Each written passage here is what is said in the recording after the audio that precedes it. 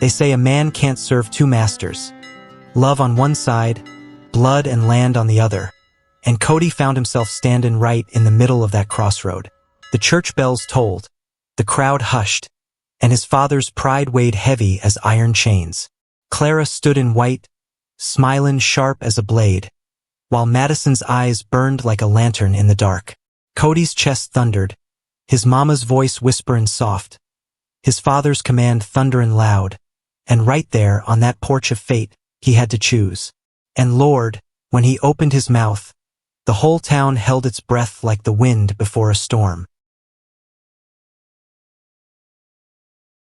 The old folks used to say, when love and money knock at the same door, the heart gets mighty restless.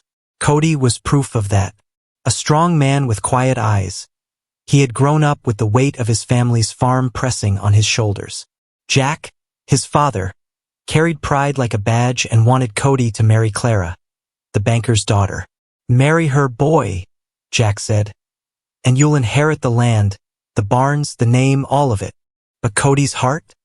His heart had long, but others leaned back, slow and steady, saying, maybe so, but sometimes the poorest man in the world is richer than kings, when he's got the right woman by his side. And the crickets kept on singing. The town erupted. Some clapped, some scowled, some muttered about foolish boys. Clara stormed off, her white dress catching on a nail, tearing like her pride. Jack stepped forward, fists tight, but Cody didn't flinch. Madison's eyes filled with tears as she stepped closer.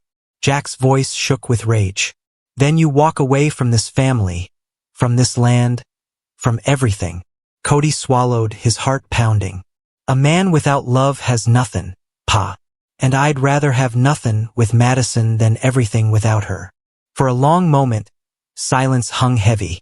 Jack's eyes searched Cody's, seeing his late wife's stubborn fire staring back. But pride sealed his lips. He turned, walked inside, and slammed the door. Cody and Madison left town with little but their hands clasped tight. Nights were cold, bellies often empty, but their laughter filled the gaps. They worked odd jobs, slept under stars, built dreams from scraps. And though the world thought they had lost, they knew they had won. Sometimes Cody thought of the farm, the barns, the land that would never be his. But then he'd see Madison smile, and he knew he hadn't lost a thing worth keeping. Years later, folks still told their story on porches when the fireflies rose. Some shook their heads. That Cody was a fool to throw away land like that.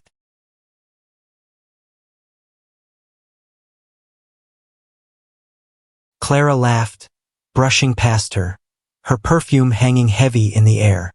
Madison's chest ached, but her fire didn't dim.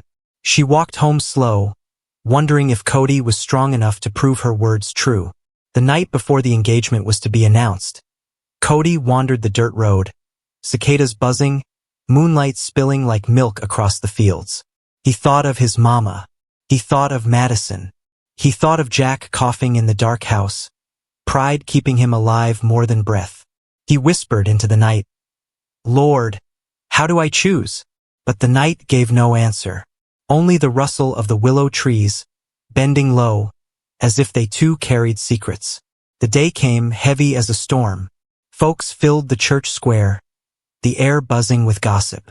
Clara stood in white, her smile tight, her hands gripping her bouquet like a weapon.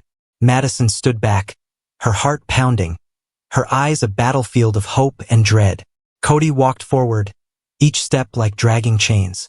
The preacher opened his book. Jack nodded once, proud. The air went still. Cody looked at Clara, then at Madison, then at his father, and then, at last, into his own heart. I can't do this, Cody said, voice trembling but strong. The crowd gasped, whispers cutting sharp as knives. Clara's smile shattered, tears burning in her eyes. Jack's face turned red, fury shaking his hands. Cody turned toward Madison, his chest heaving. I choose love, he said. I choose Madison. Her question cut through him. He wanted to shout yes, wanted to promise her the moon. But the words stuck like burrs in his throat. He stayed silent too long, and Madison's eyes darkened with fear. If you can't say it, she whispered, then maybe you've already chosen. Cody reached for her hand, but she pulled away. The river lapped softly, mocking his silence. He left that night with her words haunting him. The choice wasn't just between land and love anymore. It was between being a man of courage or a man of silence. Jack pressed harder the next day. Standing tall on the porch, his hat pulled low, his voice deep as a church bell, he said, "Son, this family's name is older than these hills. Marry Clara, or you'll walk out with nothing but your boots." Cody stared at him. "Pa," he said, "what about love?" Jack's eyes burned. "Love don't put bread on the table. Love don't keep the barn from fallin'." But Cody remembered his mama's words before she passed. "Don't let the world tell you who to love, Cody. Hearts know better than names or land." Those words rang truer than the farm bell at dawn. Still, Jack's anger was a storm, and Cody felt like a tree about to split in two. Meanwhile, Clara worked her own game. At the